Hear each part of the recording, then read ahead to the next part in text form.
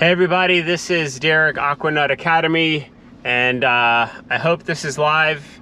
I am traveling as it is the day after Memorial Day, but the tips and Q&As have come flooding in. So we're gonna do this from my car real fast. I've got 5, and if I see any come in live, I will try to answer those. So the number one thing on my list, you're gonna wanna listen for the last thing that I'm going to go over. It's going to help you tremendously. The last thing that I've got is going to help you tremendously. I've got 5.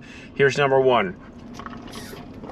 What is Floc? Floc is a coagulant. Basically, what it does is it gathers up particles that is floating around in your pool, dead particles, and clumps them together, and when the water is still, it drops them to the bottom. So that is what Floc is. You use that when you have a cloudy pool. It doesn't always work on green pools because algae is a living organism. So it doesn't always work on green pools, but once the stuff is dead, it typically works.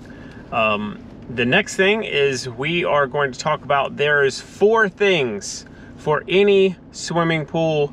Doesn't matter how big, how small, where it is, there's 4 things that every swimming pool needs. That is circulation, filtration, sanitation, and maintenance. If you are having a problem with your pool, doesn't matter where you are, who you are, what kind of pool you have, it is one of those 4: circulation, filtration, sanitation, maintenance. Now, what we tend to talk about most is sanitation. That is your chemistry, that is your chemical numbers. I'm gonna hit that on the last one a little bit more. And then we talk about maintenance as just throwing a robot in, but that is everything from vacuuming the pool to cleaning out your skimmer baskets, your pump baskets, brushing the walls. And we don't touch on circulation, which is what the pump does, and filtration, which is what the filter does, enough. I think I'm gonna have to make a whole separate video on those. The next, hey Andrea, you're watching. I didn't write down who did that, but this next one comes from Andrea. And her tip was during the times between, let's say, Monday to Monday, where your pool cleaner comes to clean your pool is still yours. And what that means is if you get a heavy rainstorm, you get a bunch of leaves that gets blown into your pool and your skimmer baskets fill up, go out there and clean it. Why would you just let your pool go if you're there and you're capable of going out and cleaning out your skimmer baskets, your pump basket? You see a dead animal that has fallen into your pool. Why wouldn't you go ahead and call your pool tech and say, hey, I think I might need to add a little bit of extra chlorine to this? That seems like a perfectly fine thing. But your pool is still yours, whether or not the person that you hired is there to take care of it or not. That is going to be my last one. The next one is, this was a post that we had just recently. It's what works for your pool might not work for everybody else's pool. And the example that I had, and I'm going to paraphrase this as to not call out anybody. And again, I'm sorry, I'm in my van because we are traveling to Southwest Florida. The other day, the post the other day, I see people are putting all these expensive chemicals into a pool. All I have to do is use bleach, baking soda, borax, and muriatic acid. So that's fine. This person here doesn't understand what all these expensive chemicals are, because they pretty much just named off the top couple of things that every single pool has to use. Whether you're calling it by liquid chlorine, or you're calling it bleach, you're calling it trichlor or calcium hypochlorite or sodium hypochlorite, those words trip people up, but basically bleach is just a liquid chlorine. Now, the word bleach tends to be used for very weak liquid chlorine that you would use as a household cleaner. We use the word liquid chlorine to denote something that is 12.5% sodium hypochlorite. It's the strong stuff. Also, baking soda is for alkalinity. Lots of different things that is called. Borax is something that people are relatively finding out about, but it kind of helps your pH, it kind of helps your alkalinity. And muriatic acid, what that does is it lowers your pH.